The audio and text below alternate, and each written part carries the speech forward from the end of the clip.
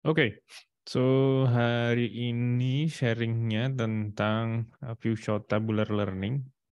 Jadi terakhir kan kita bahas tentang SimClear ya, self-supervised learning. Nah ini intinya motivasinya adalah karena self-supervised learning itu ternyata nggak bagus-bagus amat kalau kita bicara data tabular. Seperti yang sudah disampaikan, ini paper fresh from the oven ICLR 2023, jadi baru tahun ini, bahkan baru minggu ini dipresentasikan. Kemarin hari apa dia, Selasa kalau nggak salah ini dipresentasikan. Poinnya menarik, nanti akan ada beberapa poin yang akan saya bahas intinya. Tapi ya inti garis besarnya adalah bahwa self-supervised learning itu nggak bagus-bagus amat ternyata kalau kita bicara kasus tabular, sehingga mereka butuh cara yang lain untuk memanfaatkan unlabeled dataset supaya tetap hasilnya bagus nanti kalau kita bicara di labeled dataset gitu ya. Nah ini review yang menarik. Jadi kan kalau ICLR reviewnya ditaruh di open review ya. Terus salah satu review yang menarik adalah ini, this paper is well written and easy to follow. Bagian itunya standar. Bagian berikutnya yang menarik. One can understand the proposed method by simply looking at figure 1. Ini salah satu reviewernya bilang gitu. Terus kalau kita lihat figure 1, gambarannya ini. Jadi intinya select random columns. Bayangin punya data tabular, kita punya X doang, nggak ada labelnya gitu ya.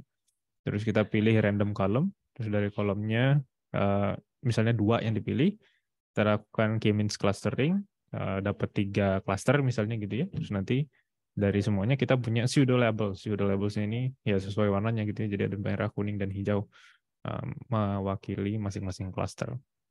Sudah selesai. Jadi selesai sampai di sini kita presentasinya. Terima kasih atas perhatiannya. Sama-sama, Le. Sampai ketemu minggu depan. Iya, gitu aja sebenarnya. Enggak sih. Tapi sebenarnya ini cuma satu part doang dari presentasinya. Tapi gambaran umum yang mereka propose kira-kira seperti itu. Cuman ada beberapa ininya lah ya, dalamnya yang kita mau bahas. Anyway, so ya motivasinya seperti yang disampaikan tadi. Prior works-nya bilang bahwa kalau kita bicara image dan language gitu ya, teks data gitu, unlabeled dataset sudah mulai bisa diatasi masalahnya gitu. Kita tahu self-supervised learning dengan berbagai macam bentuknya. Dan kalau dilihat di beberapa prior work, self-supervised learning, terus kalau kita tambahin sedikit aja ya labeled samples-nya, maka sebenarnya itu udah sangat bagus hasilnya. Gitu. Dan ini berlaku untuk kasus tadi image dan language. Tapi kalau kita bicara di data tabular, beberapa algoritma self-supervised learning yang sudah di-develop sejauh ini, yang boleh dibilang mungkin state of the art-nya gitu ya, ternyata bedanya tipis banget sama few shot KNN gitu. Jadi kalau misalnya KNN dengan one shot atau 5 shot gitu, perubahannya ini subtab dan VIME ini ya, dua-duanya self-supervised yang ditawarkan gitu untuk data tabular. Ini jenis datasetnya yang di atas itu, yang income, CMC, Karhunen, dan kawan-kawan. Kalau dilihat ternyata perubahannya sedikit gitu. Secara akurasinya nggak beda jauh. Ini misalnya 1,22, yang pakai self-supervised learning cuma 0, sekian perubahannya gitu ya, 0,6 atau 0,7 gitu. Jadi nggak beda jauh.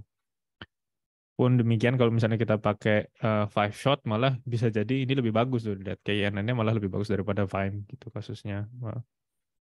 Secara umum bahkan lebih bagus gitu.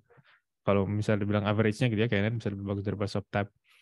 So itu masalahnya gitu. Jadi SSL kalau kita bicara di tabular ternyata belum berfungsi sebagus itu.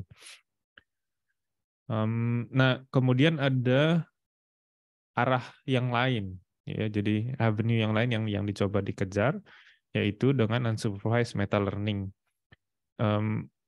Jadi bukan self supervised learning tapi unsupervised meta learning. Nah ini bedanya di mana nanti akan ada dibahas sedikit lebih lanjut. Tapi ada yang namanya kaktus ini sih, algoritma kaktus. Nah kalau dari baca-baca sekilas, kaktus ini sebenarnya mirip banget dengan apa yang kita bahas di sini nanti secara metode. Cuman pada awalnya kaktus ini develop untuk image. Nah, jadi metode kaktus ini dengan dan caranya mirip gitu kayak tadi kita punya dataset terus dibagi-bagi dibikin pakai k-means clustering jadi cluster terus kemudian dicoba diprediksi klasternya dengan model yang kita mau pakai gitu, neural network dalam kasus ini. Dan ternyata hasilnya lumayan baik gitu kaktus ini dibandingkan yang lain. So mereka develop berdasarkan si kaktus ini spesifik untuk data tabular gitu. So, nah meta learning ini apa sih sebenarnya? Kenapa jadi beda? Kan sama-sama unlabeled dataset ya. Terus kenapa dia bisa dianggap yang berbeda sama, say misalnya kalau kita bicara tadi ada apa self supervised learning. Intinya sih sebenarnya dengan adanya label ini, pseudo label ini gitu, yang kalau di self supervised learning kan sebenarnya ya berdasarkan benar-benar datanya aja yang ada. Well, mirip sih sebenarnya. Cuman dia butuh pseudo label ini yang mau dipakai. Nanti ada dari satu paper lain yang mereferensikan perbedaannya. Tapi intinya adalah yang mau dilakukan di sini idenya kalau kita bicara data tabular, fitur-fitur yang ada itu sebenarnya bisa dilihat sebagai label juga. Kasusnya misalnya blood sugar. Kalau misalnya kita mau prediksi tentang diabetes gitu ya, kan sebenarnya itu tentang blood sugar level kan. Gitu. Jadi bisa di-substitute si diabetes ini dengan blood sugar gitu. Pun demikian hal yang lain gitu. Misalnya kita mau bilang overweight gitu, mau disuruh prediksi overweight, atau misalnya mau prediksi I don't know BMI sama age kalau dikombinasikan bisa jadi label tertentu, misalnya obesity gitu misalnya, atau bahkan mungkin diabetes juga. Karena ada korelasi yang cukup tinggi gitu ya dari gabungan beberapa fitur dengan kelas yang kayak corresponding kelasnya gitu. Jadi di situ idenya gitu bahwa kombinasi fitur ini sendiri di beberapa kasus sebenarnya sudah cukup indikatif terhadap label tertentu gitu. Nah, methodnya, jadi idenya adalah pertama yang perlu dilakukan itu self-generate diverse task. Jadi kita mau bikin beberapa banyak kasus dari unlabeled dataset ini, terus nanti modelnya dilatih ke situ, meta learn. Jadi kita mencoba learning ke task yang sudah dibuat itu. Idenya nanti si model ini ketika kita kasih data yang beneran di apa untuk udah ada yang kelasnya gitu, udah ada labelnya, maka classifier ini cuman butuh few shot learning supaya bisa hasilnya bagus gitu. So kembali ke sini lagi, jadi yang tadi dikasih gambarnya di pertama itu cuma tahap 1 doang dari 3 tahapan tadi gitu. Jadi cuma task generation doang. Jadi kalau reviewernya bilang nomor 1 saja sudah cukup, belum tentu gitu. Karena masih ada tahap 2 dan tahap 3 yang tidak dibahas di situ. Walaupun mungkin ya kontribusinya lebih banyak di tahap 1, tapi tahap 2 dan tahap 3 ya tentu saja juga penting ke hasil akhirnya gitu. Karena kan jenis neural network yang dipakai juga nanti berpengaruh, walaupun mereka nggak lakukan ablation study, tapi di bagian itunya ya, di bagian arsitektur neural networknya, tapi menurut saya sih penting gitu si arsitektur neural networknya. Anyway, ya jadi poin pentingnya tadi yang belum dibahas dari tahapan ini adalah bahwa di akhir itu dia harus perturb selected columns-nya. Saya misalnya X ini, lihat yang ada warna apa birunya ya, agak warna biru ini, fitur yang dipilihnya. Nah itu harus di perturb. Kenapa harus di perturb? Perturb itu dalam kasus ini contohnya dengan bootstrap sampling. Jadi idenya sampling with replacement untuk masing-masing kolom untuk diacak urutannya gitu, intinya lah gampangnya biar diacak urutannya. Kenapa? Karena kalau enggak pseudo labels yang dihasilkan karena kita pakai K-means clustering itu jadi masalah trivial gitu. Karena ya emang label pseudo label ini cuma dibentuk dari 2 kolom. Dan kalau kita pakai neural network ya bisa jadi neural networknya ngerti kalau ya udah cuma pakai 2 kolom ini, sisanya dimatiin aja. Sehingga masalahnya jadi trivial gitu. Kita mempredik kasusnya itu pseudo labelnya ya udah berdasarkan fitur yang emang kita sendiri sudah desain hanya berdasarkan 2 fitur tersebut gitu. Sehingga harus diacak. Jadi dan kenapa harus diacak? Kenapa nggak dibuang aja? Sebenarnya ini memastikan bahwa neural network-nya juga secara arsitekturnya supaya input dimension-nya tetap sama. Kan kalau dibuang gitu ya, neural network dua kolom gitu misalnya. Neural network-nya kan jadi berubah secara arsitekturnya karena inputnya berubah. Ya, jumlah inputnya ya, dimensi inputnya berubah. Gitu gambarannya. Sampai sini ada yang mau ditanya dulu nggak? Ada yang membingungkan atau? Li, nanya Li. Ya, Emang kalau diacak, maksudnya diacak barisnya, urutan barisnya. ya, diacak urutan barisnya. Emang si neural networknya nggak tetap akan ngambil 2 kolom itu aja ya? Bukannya sama aja ya? Kan, tapi kalau misalnya diacak urusan barisnya, misalnya yang lihat baris pertama kan dia jadinya yang merah ya. Mm. Tapi kalau diacak barisnya dan ini barisnya diacaknya masing-masing. Jadi kan belum tentu bersesuaian. Terus klasternya belum tentu ke merah lagi.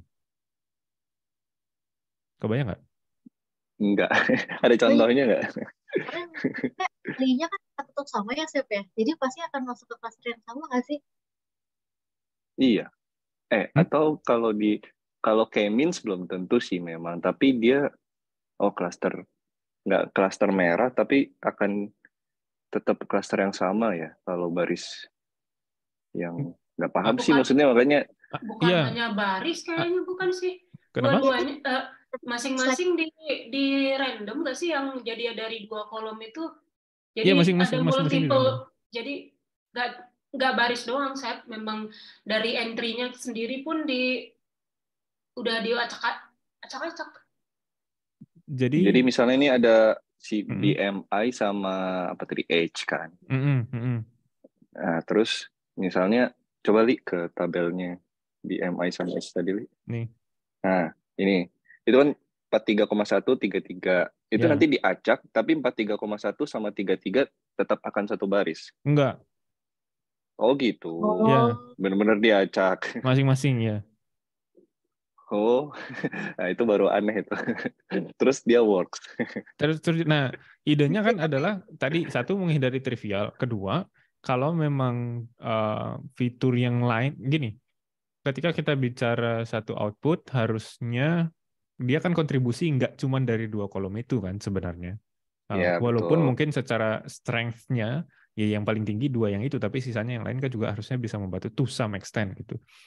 Nah, pengacakan itu tujuannya tadi untuk menghindari masalahnya menjadi trivial karena kalau nggak diacak ya dia bisa aja nemuin bahwa ya orang cuma 2 ini yang penting gitu. Neural network-nya ngerti karena ini dibentuk dari Oh, paham, k-means, paham.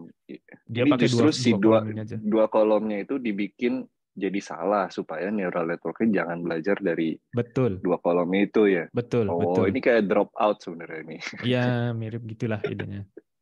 Oke, paham sekarang. Gitu ya. Ada pertanyaan lagi? Nggak ada? Lanjut ya. Jadi kira-kira idenya begitu untuk task generation-nya gitu. Jadi kita punya pseudo label, terus nanti neural network-nya karena dimensinya sama terus, jadi neural network-nya bisa dilatih ke berbagai macam kasus yang dipunya ini gitu. Jadi pseudo labels-nya juga akan beda-beda, dilatih multiple task gitu ya. Dia ada banyak sekali yang dicobain, terus dilatih berkali-kali si modelnya dengan memanfaatkan pseudo label gitu. Jadi dia nggak perlu label beneran, tapi ya bisa pakai pseudo label berdasarkan k-means ini. Nanya, Itu Li, ya.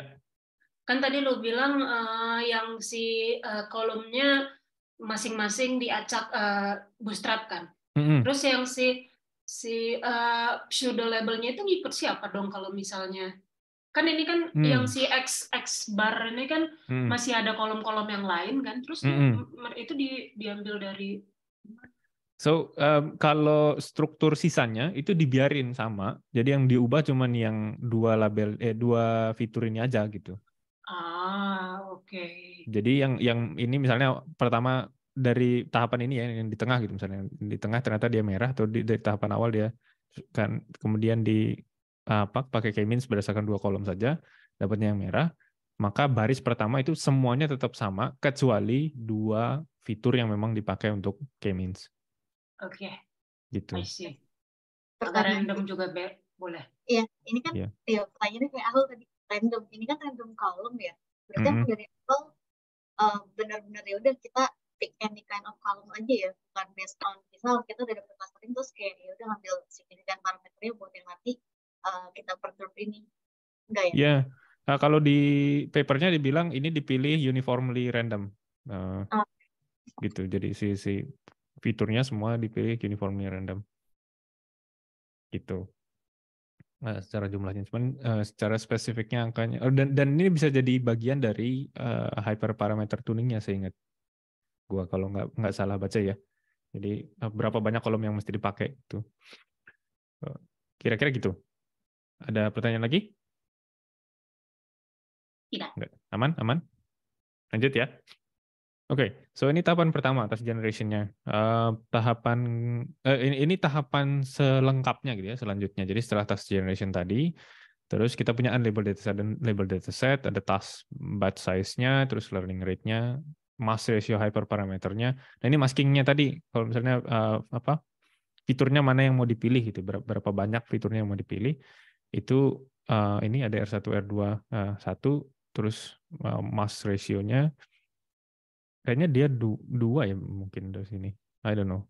But anyway, dia pilih masking itu maksudnya dia milih kolom yang mana gitu. Ini terlalu membingungkan atau nggak bisa sebentar dibaca, tapi nanti dijelasin dengan bahasa lebih simpelnya sih. Cuman kalau dirangkum secara algoritmik, kira-kira caranya begini gitu ya. Ada run k-means clustering-nya, terus nanti dari maskingnya dia milih gitu ya mana yang mau diacak, mana yang enggak. Terus sampling disjoint sets-nya ini apa juga agak membingungkan tadinya, tapi nanti ada penjelasannya, sama loss function yang dipakai. Terus nanti dia ngelatih modelnya. Intinya sih sebenarnya dia bilang bahwa ini kan initialize theta using the standard initialization scheme, dan untuk semua task yang dia punya gitu ya, ini akan ada M task batch size-nya gitu ya, untuk M task yang dia punya nanti dia tetap ngelatih ke model yang sama gitu. Idenya gitu. Nah, tadi kembali ke self-supervised learning versus meta learning, sebenarnya idenya di self-supervised learning, data augmentation techniques itu widely applied, data labels are not required, gitu ya. Pseudo labels can be estimated from trained models on similar tasks. Nah, di meta learning itu dia diverse task gitu. Jadi contoh kasusnya dibikin beda-beda, contoh yang mau kasus yang mau diklasifikasi beda-beda, supaya bisa dapat general AI algorithms.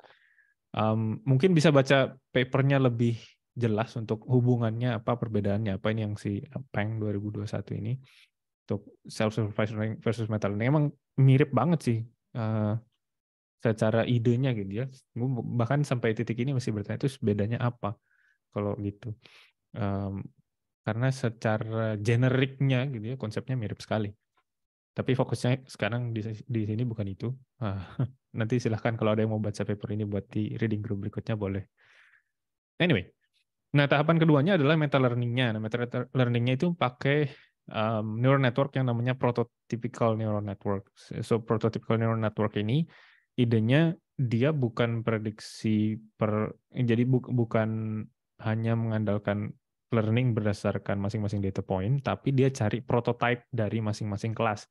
Prototype dari masing-masing kelas itu direpresentasikan dengan average atau rata-rata dari contoh atau data points yang termasuk ke dalam kelas tersebut. Gitu. Jadi weighted nggak? Kenapa? Weighted nggak ada weighted-nya sih. Jadi dia cuma nanti idenya kalau dari data aslinya, terus kemudian sampai di embedding-nya, nah dari embedding-nya itu yang nanti di average. Gitu. Akhirnya karena dia minjem, makanya tadi ini idenya minjem dari Kaktus, dan Kaktus itu dia pakai datanya image, jadi agak mirip dan agak membingungkan sebenarnya di tahapan ini, kenapa kok kayak gini ya, weighted atau enggaknya gitu ya. Misalnya pertanyaannya kenapa harus embedding dari data tabular gitu, karena emang dia minjemnya dari data yang image aslinya gitu. Tapi dengan demikian juga kita bisa melihat dengan cukup mudah bahwa ya ini bisa dipakai untuk image sebenarnya. Gitu. Jadi image, terus bayangin ya kalau misalnya punya image, bayangin kita dapat embeddingnya, prototype-nya adalah cari weighted average untuk setiap kelas yang sama, untuk setiap data point yang masuk ke kelas yang sama, kita ambil average dari embeddingnya gitu. Nah dari situ yang dipakai untuk perbandingan. Empirically proven, ada beberapa paper yang udah bahas tentang metode ini. Terus dia model dan data agnostik, jadi mau tabular data apapun sebenarnya idenya ya sama gitu. Yang penting kita bisa dapat ke embedding yang serupa. Nah, terus idenya nanti dikasih ini ya, bentukan formulanya biar lebih kebayang. terus implementasinya gimana. Terus yang dilakukan, jadi bayangin tadi kita udah dapat pseudo labelnya ya, gitu. Terus kemudian dari pseudo labelnya kita sample to disjoint set S dan Q-nya gitu ya. Jadi ada S, ada Q. Nah, tujuannya apa? Nanti tujuannya supaya dari S ini kita membentuk classifier-nya dulu. Jadi ini disjoint ya, jadi nggak ada irisannya antara S dan Q. Jadi dari semua data points yang kita punya, di sampel ada S dan Q. Terus untuk S-nya kita pakai untuk membentuk classifier-nya. Ingat bahwa tadi kita pakai prototypical network atau protonet gitu ya. Si protonet ini idenya yang fungsinya, jadi kalau kelasnya itu adalah berdasarkan pseudo class ya, dalam kasus ini berdasarkan pseudo class, itu jarak antara embedding data point yang kita mau klasifikasi dengan prototype-nya dari kelas tersebut. Gitu. Jadi dibagi dengan jarak dari data point dengan prototype dari semua kelas yang ada. Gitu. Ini pakai ya jaraknya sih kayak ini normalize ya, kalau dilihat sebenarnya ini kan bentuknya kayak unnormalized Gaussian distribution gitu, jadi boleh dibilang kayak radial basis function gitu, or apa sih bahasanya, Mahalanobis distance, mirip kayak gitu sih gitu. Terus nah yang AP-nya ini sebenarnya cuman taking the average, tadi gue bilang nggak ada weighted average, bukan pakai weighted average, tapi cukup dari embedding untuk semua yang masuk ke dalam kelas pseudo class tersebut, cari average-nya dari embedding tersebut. Jadi Z ini sebenarnya anggaplah last layer sebelum kita bicara klasifikasi, gitu ya. Ada yang kurang jelas nggak sampai sini? Aman? Aman. Lanjut ya. Nah, terus dari situ baru nanti, ini kan baru ngebentuk classifier-nya doang. Jadi prediksinya tuh gimana caranya? Prediksinya tuh caranya ya kayak gini gitu ya. Nanti dia dapat hasil prediksinya. Nah, terus kalau kita mau bikin classifier, mau training classifier-nya, jadi dari fungsi yang tadi, hasil prediksinya, cara ngebentuknya itu dibandingin sama pseudo label yang kita pakai, terus kita hitung cross entropy loss-nya. Gitu. Itu yang disebut sebagai meta loss-nya di sini kasusnya.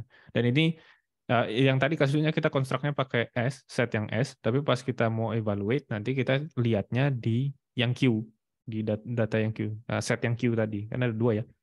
Ada set S-nya sama set Q-nya. Nah, pas kita ngitung loss-nya itu yang dipakai adalah yang Q. Gitu. Jadi prototipe-nya dibentuk dari yang S, tapi pas kita mau cari itu ada yang Q. Makanya istilahnya nanti S itu short-nya, Q itu query-nya. Sorry, kira-kira gitu. Terus, nah terakhir, jadi tahapan kedua tadi adalah protonetnya, tahapan terakhirnya adalah view shot-nya gitu. Jadi kita udah training nih sebenarnya modelnya, kita udah dapat nilai parameternya, udah bisa melakukan klasifikasi. Nah, terakhir kalau mau pakai label yang beneran, dia cuman butuh sampel aja gitu. Jadi sampel dari yang positifnya atau kita bilang prototipenya tadi idenya kan. Sama yang negatifnya gitu. Jadi karena tidak pakai dua label di sini. Jadi one shot-nya ya berarti cuma pakai dua data points ini doang, dua data points. Terus kemudian kita bisa mengkonstruk classifier-nya. Terus udah, harusnya dia akan dapat modelnya gitu ya, hasilnya kira-kira seperti apa.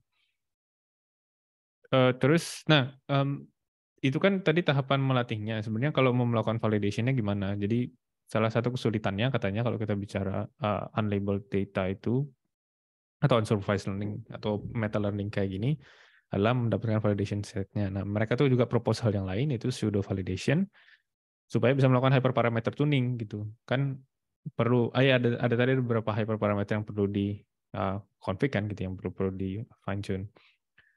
Jadi mereka melakukan hyperparameter tuningnya dengan pseudo validation. Jadi dari semua unlabeled data yang dipunya, kita bisa sampel supaya dapat validation set.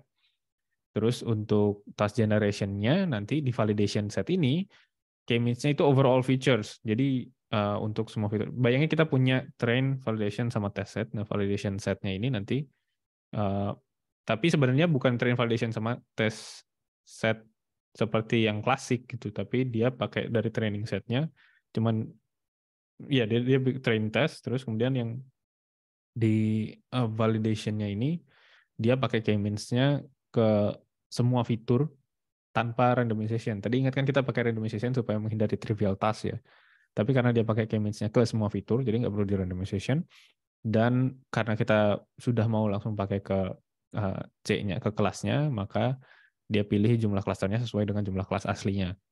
Gitu. Terus nanti tetap pakai S dan Q-nya, sampling S dan Q, supaya bisa sampling disjoint set-nya untuk validation set-nya. Kasusnya kayak gitu. Dan ini nanti bisa ditentukan gitu, maksudnya mau berapa hyperparameternya apa aja, kemudian kalau perlu early stopping itu kapan. Gambarannya kayak gitu. Terus, nah ini hyperparameter detailsnya yang dia pakai untuk ablation study-nya. Jadi shot-nya berapa, terus query-nya berapa, ini yang tadi SQ-nya ya, SQ-nya. Terus way-nya itu adalah number of centroids-nya. Dia nyobain kalau misalnya K-nya harusnya berapa. Yang pas di tahapan K-means-nya. Ini datasetnya yang dipakai, terus nilainya apa aja.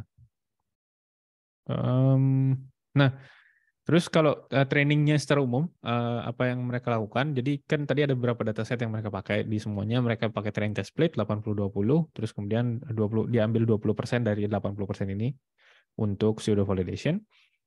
Preprocessing yang dipakai one hot encoding untuk categorical features, terus standardization untuk yang income dataset, ini yang dikurang mean dibagi standard deviation ya, sama min max scaling aja untuk yang other datasets. Karena datanya tabular kayaknya, jadi mereka pakai multi-layer perceptron aja, 2 layer, terus 1024 masing-masing, dan ngelatihnya di 10.000 steps. Gitu.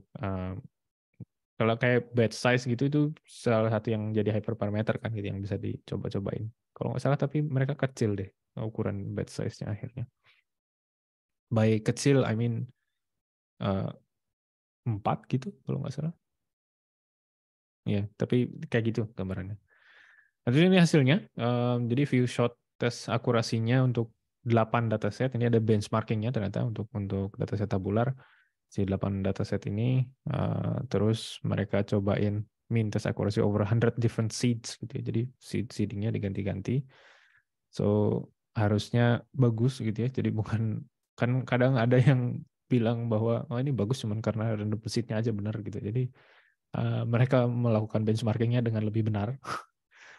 Terus hasilnya kayak gini. Nah, beberapa poin yang menarik mungkin adalah ini stand yang paling bawah ya. Sama kaktus ternyata mereka masih lebih bagus gitu. Jadi dengan bedanya yang spesifik, kalau saya tidak salah baca adalah stand itu tadi mereka pakai subset dari fitur. Sementara kalau kaktus by default kalau nggak salah mereka pakai semuanya. Jadi semua fitur. Terus apa lagi ya? Protonetnya sama. Task generation untuk pakai K-means clustering-nya juga sama kalau antara kaktus dan stun. Cuman ya tadi stun jadi lebih banyak task-nya karena dia pakai subset dari fiturnya. Terus yang menarik yang lain adalah cat boost yang biasanya bagus banget. Ini kan kayak XG boost juga gitu ya. Maksudnya gradient boosted trees juga. Ternyata hasilnya jelek malah kalau misalnya kita bicara one shot learning gitu. Yang make sense sebenarnya kan, karena kalau kita bicara fully supervised dia kan butuhnya pohonnya dibentuk dengan benar gitu dalam tanda kutip. Jadi dia pakai rules. Tapi kalau kita bicara cuman one shot aja, ya bayangin aja pohonnya jadi kayak gimana gitu bentuknya kan, jadi ya cuman dapat stump doang gitu. Nah, KNN malah lebih bagus gitu. Kalau kita bicara one shot learning, KNN malah lebih bagus, dan sebenarnya iya mungkin kalau dibilang lebih bagus daripada yang lain-lain yang di sini gitu ya, logistic regression, MLP atau cat boost. Terus ini ada beberapa metode yang lain dia taruh di supplementary-nya kalau mau baca-baca ini apa aja dan mereka bisa ngapain. Ini yang self supervised learning yang dibandingkan, dan kalau dilihat perbedaannya signifikan ya, secara average saja kalau kita lihat gitu. Di sini nggak ada yang nyentuh 60% gitu, sementara ini 63%. So hasilnya sangat baik gitu si stunt ini. Gitu. Ini untuk yang 5 shot learning. Jadi yang tadi one shot, yang ini 5 shot. Membaik hasil yang lain-lainnya. Kalau dibanding yang tadi kan ini lebih tinggi angkanya, tapi tetap aja ini paling tinggi, 74% gitu. Kalau dibandingkan dengan KNN, ini tadi 69, ini 74%. Jadi sementara yang lain-lain ini ya, Subtab dan Vime yang mereka benchmarking di awal, ternyata cuma dapat 62, 66, 70% on average. Jadi metode mereka emang terbukti baik lah gitu kira-kira. Kalau bicara data tabular. Terus, poin lain yang menarik dari metode ini adalah karena dia didesain untuk berbagai macam task, harusnya dia generalizable. Modelnya cukup general. Kalaupun dikasih tasknya beda-beda, harusnya tetap bisa bagus. Nah, di beberapa dataset ini dia punya kasus yang kayak gitu. Jadi dalam artian gini, dia punya beberapa label yang bisa dipakai, beberapa fitur yang bisa dijadiin label lah gitu, atau berapa hal yang bisa dipredik. Ini 10 shot test set akurasi ini multitask learning. Jadi idenya adalah model yang sama terus disuruh prediksi beberapa kasus yang beda-beda gitu. Dan ternyata dia masih tetap paling bagus dibandingkan yang lain-lain si Stan ini. Ini yang multitask, ini yang 10 shot, ini yang on test set akurasi, jadi dia tetap bagus dibandingkan yang lain-lain untuk 10 shot-nya. Ini yang multitask, ini yang multitask learning. Jadi emotion data sets, jadi kan given fiturnya dia bisa amazed surprise atau happy pleased atau relaxing calm, quiet still, sad lonely, angry aggressive gitu. Nah, 1010 dan tetap bagus gitu dibandingkan yang lain-lain hasilnya. Walaupun again KNN ternyata canggih kalau kita bicara view shot, ternyata KNN salah satu metode yang sulit dikalahkan. Gitu. Terus, nah ini yang menarik juga ternyata dia bisa diadaptasi menjadi regresi, tapi ternyata mereka mengganti classifier-nya. Jadi kan tahapan pentingnya kan sebenarnya tadi cuma sampai representation learning-nya gitu ya. Makanya ini papernya disebutnya di ICLR kayaknya. Yang dibutuhkan kan tadi embedding-nya gitu, network-nya supaya dapat embedding-nya, terus tahapan terakhirnya apa. Nah di sini mereka mengganti tahapan terakhirnya, jadi si classifier-nya itu diganti pakai KNN regression ya, supaya dia bisa melakukan regression, dan dilihat emang hasilnya memang lebih rendah gitu secara errornya dibandingkan yang lain-lain, walaupun secara errornya mungkin relatif kecil gitu ya, kalau mau dibilang signifikan atau enggak ya mungkin nggak terlalu signifikan juga di beberapa kasus perbedaannya. Tapi